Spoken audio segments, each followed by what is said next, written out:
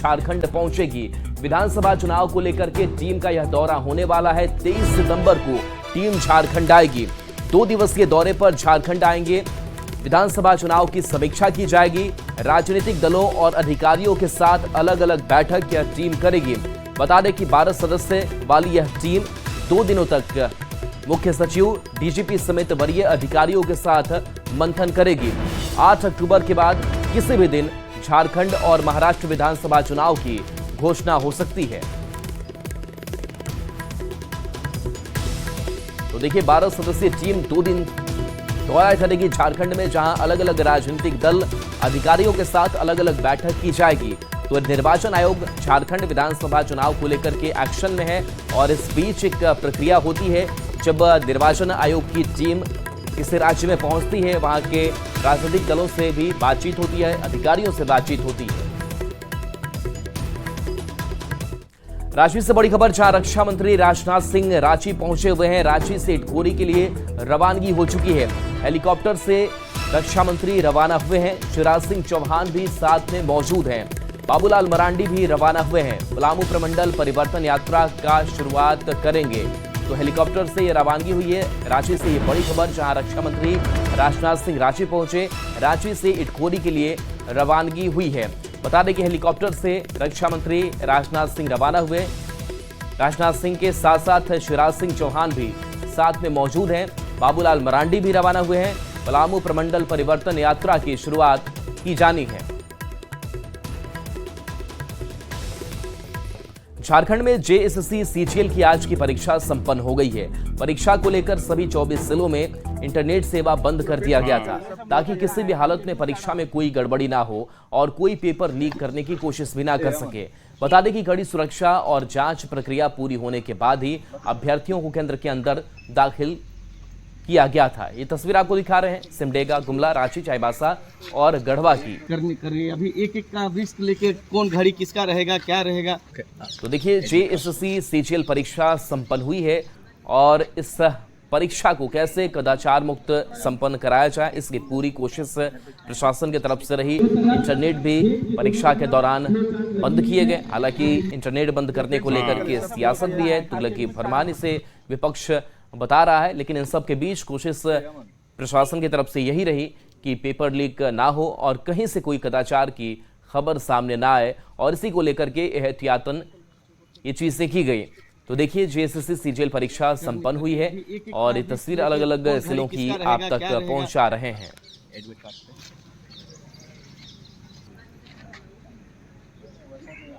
तो देखिए, झारखंड में आज की जेएसएससी सीजीएल परीक्षा खत्म हो गई है। एग्जाम देकर अभ्यर्थी अब परीक्षा केंद्रों से बाहर आने लगे हैं। बता दें कि सरकार ने पेपर लीक की आशंका को देखते हुए एक खास समय तक इंटरनेट सेवा बंद करने का फैसला लिया था। बढ़ेंगे आगे, तो राज्य भर में मोबाइल इंटरनेट सेवा बंद करने पर ग्रामीण कार्य विकास मंत्री इरफान अंसारी ने इसे छात्रों के हित में बताया है। इरफान अंसारी ने कहा कि परीक्षा को कदाचार मुक्त बनाने के लिए यह बेहद जरूरी था। इरफान अंसारी ने कहा कि बीजेपी के लोग पेपर लीक मामले में सबसे आगे हैं और वही लोग ही ऐसा करते हैं। इस सरकार झारखंड मुक्ति मोर्चा और कांग्रेस और आरजेडी की झारखंड की सरकार 21 और 22 इंटरनेट की सेवाएं बंद करने की घोषणा, लोकतंत्र पर प्रहार करने वाली सरकार, अभिव्यक्ति की आजादी को खत्म करने वाली सरकार। हर जगह हम बता दे रहे हैं, पैनी नजर रखे हुए हम लोग, और जो अगर जिले में अगर कहीं कोई शिकायत मिल गई, भाजपा का बच्चा लोग घुसा दिया, वहाँ भाजपा का नेता लोग अपना बच्चा घुसा के फाड़ेगा, सीट को फेंक देगा, कहेगा कि नहीं चोरी हो रहा है, बदनामी कर रहा है, एग्जाम कैंसिल कर दो। उसके लिए मैं कह दिया डीसी नपेंगे। जब मोदी जी आएंगे तो नेट बंद हो सकता है। अब बच्चों के हित में अगर हम लोग नेट बंद कर रहे हैं तो थोड़ा दिक्कतें हो रही है। और देखिए, इंटरनेट बंद करने पर बीजेपी सांसद दीपक प्रकाश ने भी कड़ी प्रतिक्रिया दी। दीपक प्रकाश ने इंटरनेट बंद के फैसलों को तुगलकी फरमान बताया है। तो वहीं राजधानी समेत राज्य भर में इंटरनेट सेवा बंद होने का असर रांची के बिरसा मुंडा एयरपोर्ट पर भी देखने को मिला।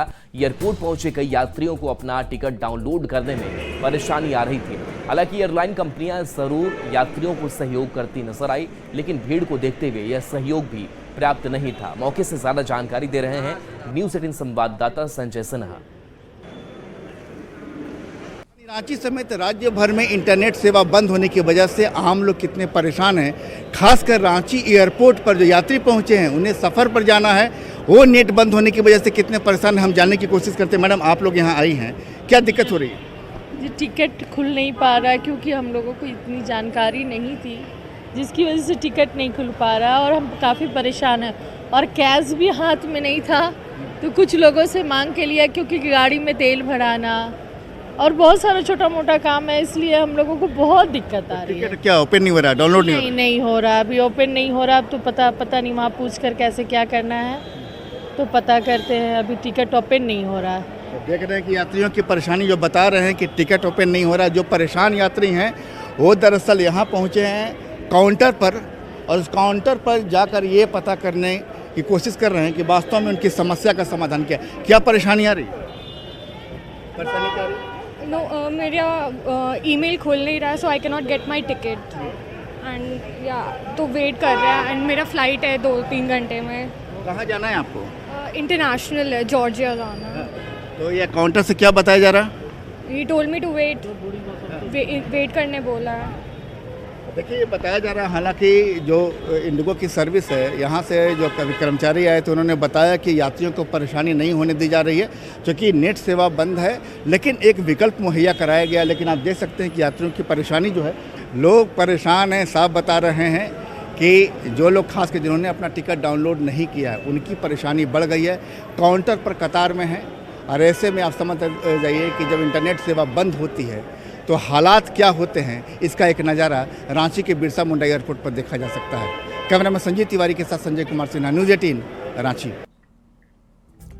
जमशेदपुर में पोल खोलो अभियान के तहत बीजेपी ने स्वास्थ्य मंत्री बन्ना गुप्ता के कार्यकाल को खोखला बताया है। बीजेपी ने हेमंत सरकार पर निशाना साधते हुए कहा कि लोग चुनाव के ही वक्त की योजना का लाभ लोगों को दे रहे हैं, इससे पहले इन्होंने क्यों काम नहीं किया, चुनाव के समय ही क्यों काम याद आ रहा है।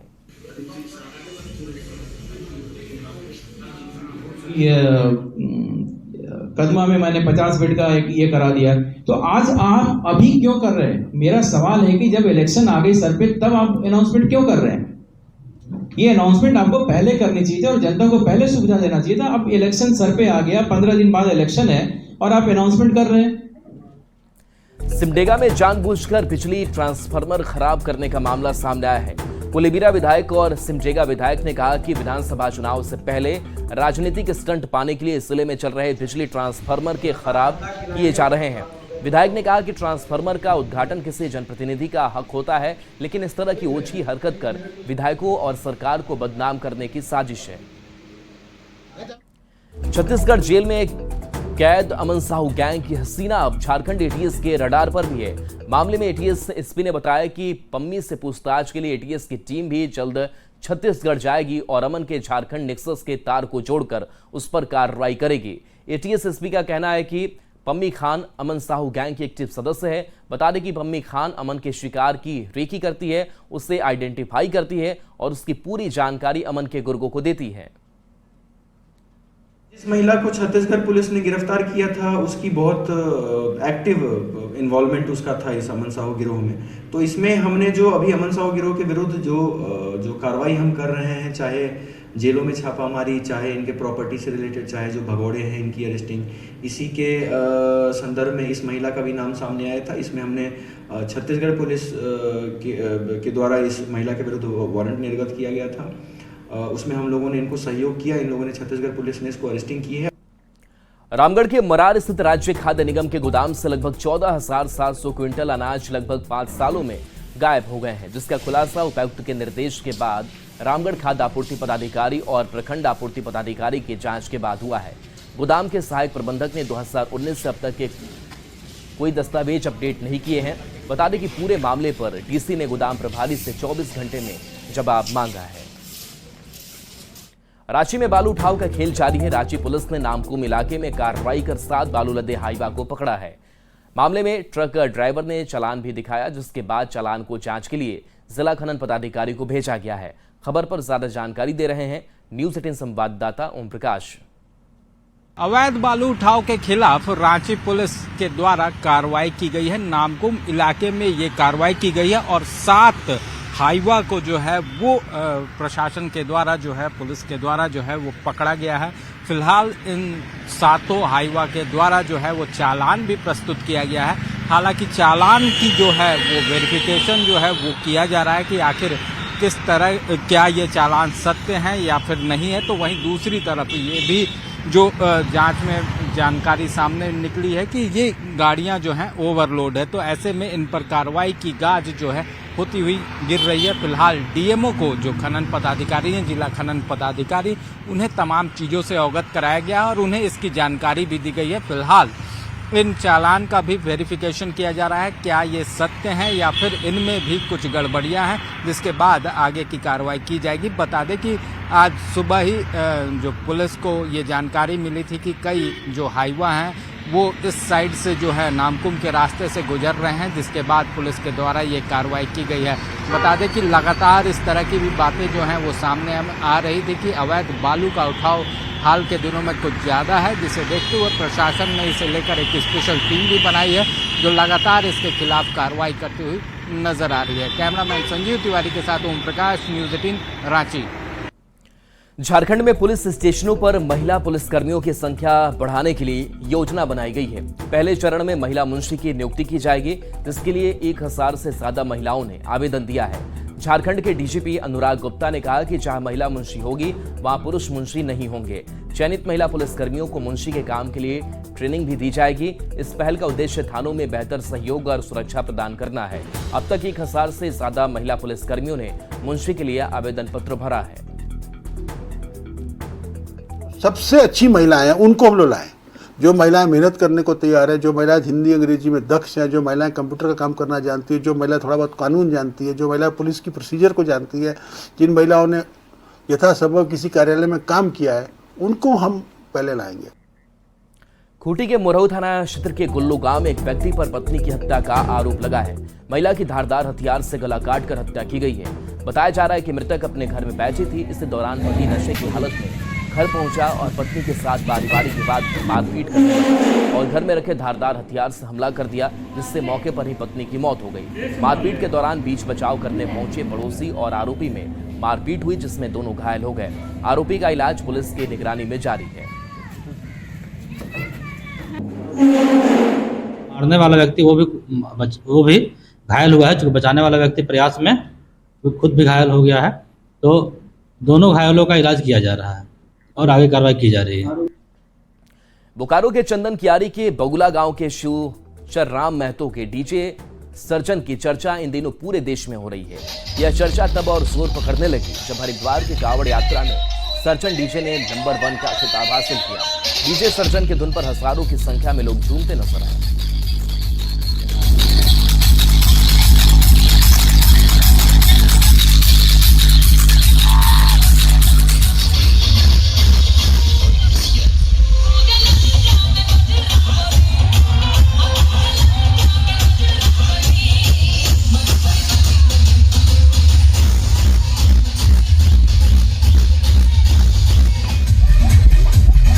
करते हैं ऐसे कंपटीशन। अब क्या होता है कि वहाँ पर जहाँ जाते हैं वहाँ के लोग अगर ऐसा माहौल बनाते हैं तो वो तो अलग बात है। बाकी हम लोग की तरफ से ऐसा कुछ भी नहीं है और न ही कोई मेरा ऐसा स्टेटमेंट है कि कंपटीशन या कोई ऐसा।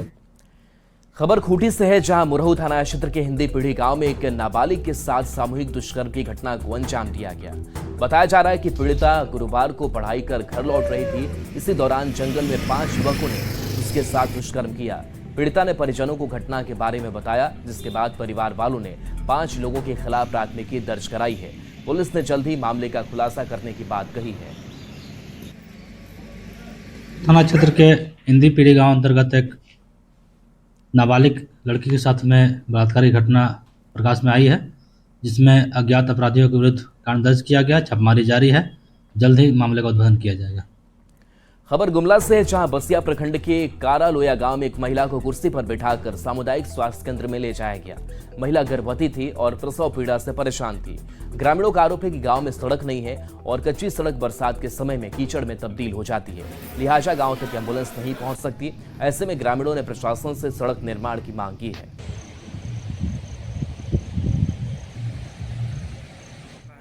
बारिश में पेशेंट से लाने के लिए दिक्कत पड़ता है हम लोग को। 1-1.5 किलोमीटर हम लोग को कुर्सी में बैठा के लाना पड़ता है। किसे आप कुर्सी में बैठा के लाए? कुर्सी में बैठा के पकड़ के 2 आदमी पकड़ के लाए हैं शायद। जमशेदपुर में टाटा स्टील कंपनी के को प्लांट के बैटरी 8 और 9 में हुए ब्लास्ट के बाद आग पर काबू पा लिया गया है। घटना के बाद पूरा शहर में ब्लैकआउट हो गया था, लेकिन अब पूरी तरह से बिजली की स्थिति सामान्य हो गई है। मौके से ज्यादा जानकारी दे रहे हैं न्यूज़ 18 संवाददाता आशीष तिवारी। जमशेदपुर के टाटा स्टील कंपनी के प्लांट में बैटरी 8 और 9 के बीच एक ब्लास्ट हुआ और उसके बाद पूरा जमशेदपुर जो है वो ब्लैकआउट हो गया था। तस्वीर मैं आपको दिखाना चाहूंगा कि ये पूरी तरह से तस्वीर है। आप देख सकते हैं कि इसी बिष्टुपुर स्थित जो साक्षी और बिष्टुपुर के बीच में ये टाटा कंपनी के को प्लांट जो है उसी में एक अचानक से ब्लास्ट हुआ और ब्लास्ट के बाद आप देख सकते हैं तस्वीर की किस तरह से जो है उस चिमनी में पूरी तरह से आग के गोले में चिमनी तब्दील हो गई थी और बैटरी 8 और 9 जैसा कि सूत्रों के मुताबिक पता चल रहा है कि उसी में ब्लास्ट हुआ था और पूरी जो है वो चिमनी आग के गोले में तब्दील हो गई थी। इसके बाद कुछ ही मिनटों के बाद जो जमशेदपुर शहर ब्लैकआउट हो चुका था।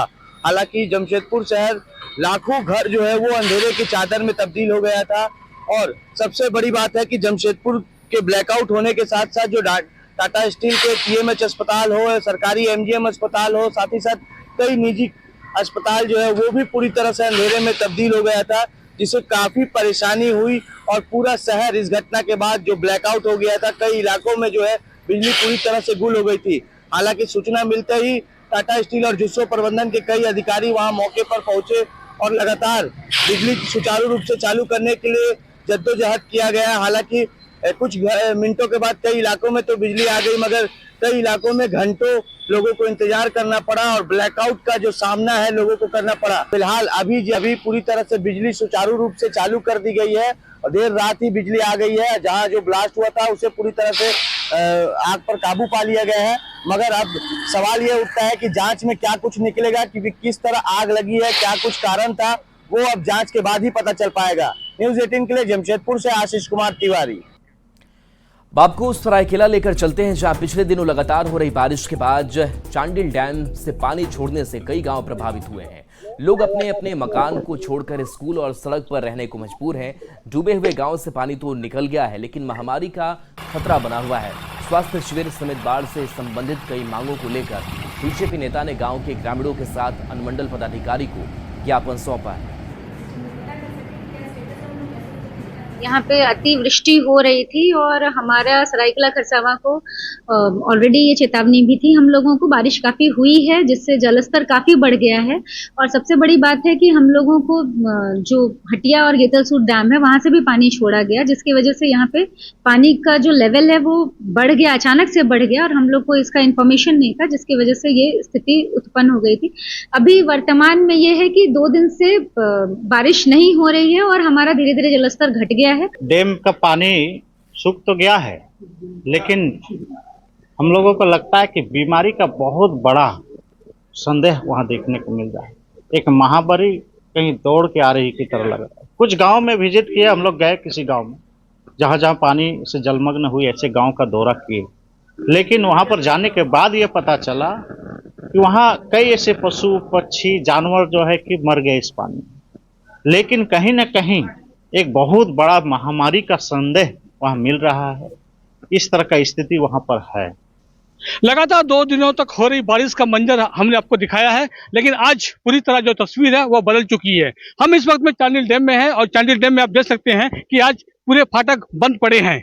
यही फाटक 2 दिन पहले 12 फाटक खोले गए थे और 12 फाटक लगातार जो जिस गांव में पानी का जमाव था उस पानी को निकालने का काम चांडिल डैम के द्वारा किया जा रहा था और इसी को लेकर पूरा 12 फाटक को खोल दिए गए थे। आज आप तस्वीर देख रहे हैं, तस्वीर बिल्कुल बदल चुकी है। नदी जो सोनेखा नदी है, इस नदी में आप पानी बिल्कुल नहीं देख रहे होंगे, जहां यही इसी नदी पे 2 दिन पहले बाढ़ की स्थिति बनी हुई थी। जो पुलिया आप देख रहे हैं, इस पुलिया पूरी तरह डूबी पड़ी थी और इस जगह से आवागमन पूरी तरह बाधित था।